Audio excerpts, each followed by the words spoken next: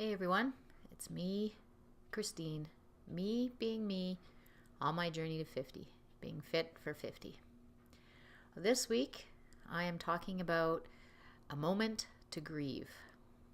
Well, 2019 kind of came in with a bang, a bit crappy.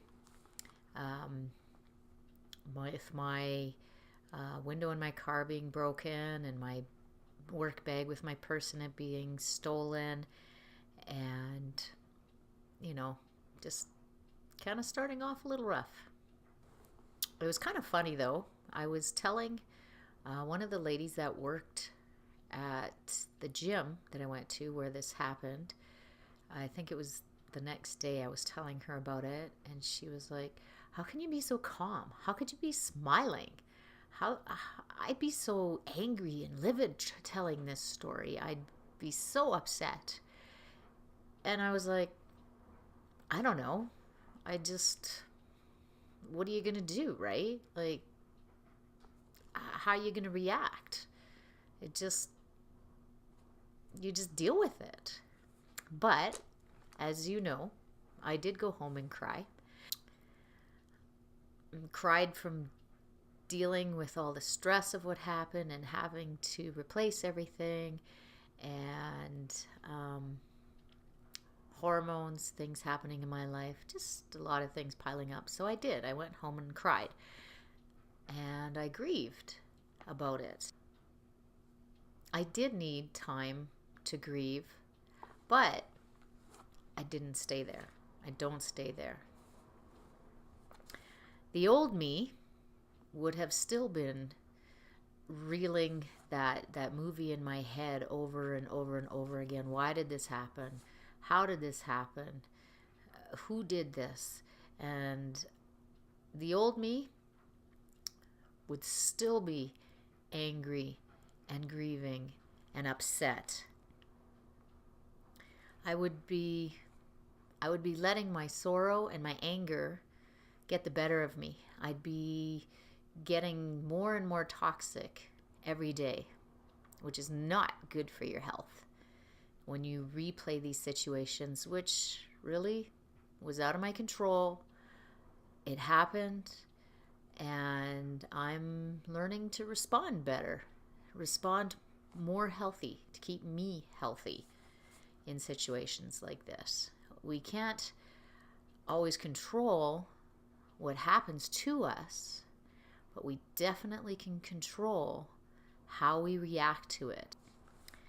The Bible says there is a time for everything. Everything has its time in Ecclesiastes 3.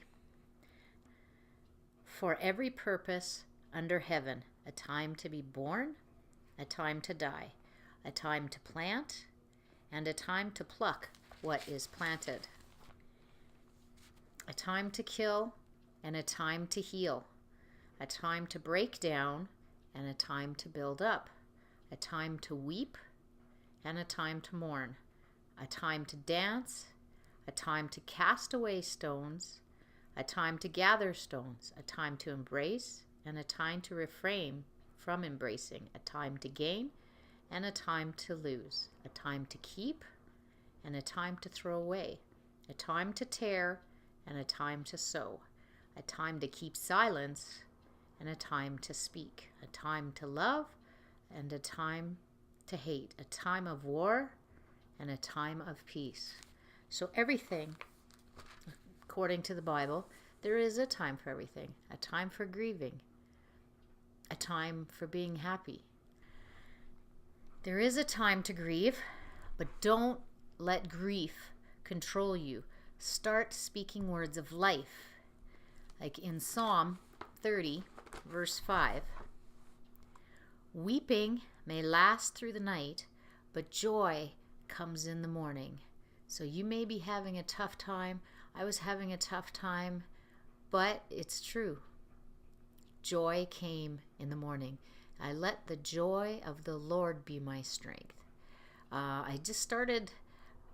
When this happened, I just started reminding myself that, like Romans 8:28 says, we know that God causes everything to work together for the good of those who love God. So I was repeating that verse over and over. I know somehow God will work this out for good. Not that he caused it, but that he will take the situation and he will work it out for good. Better than I can think or imagine. I don't know how, and I don't know when, but I know God will turn this situation for something good. And it'll be exciting. It's okay to be angry, but don't let anger control you. Again, if you're letting anger control you, you're hurting your mind, you're hurting yourself, you're getting toxic inside, because the more you replay these bad things that happen to you in your mind, you'll become more depressed. You will become you'll have more anxiety because you're constant replaying what happened to you. We need to control how we react to these things that happen to us. It says in Proverbs 29:11, "A fool utters his anger, but a wise man holds it back and stills it." So it's okay to be angry, but don't let it consume you. Don't let it control you. There is a time for it, but there's also a time for letting go, a time to forgive, and a time to let it go, which I have done, and I'm feeling way better now. The other thing is, don't live off people's pity. It can get very easy telling your story over and over and over again, so that people can feel sorry for you. I used to be like that.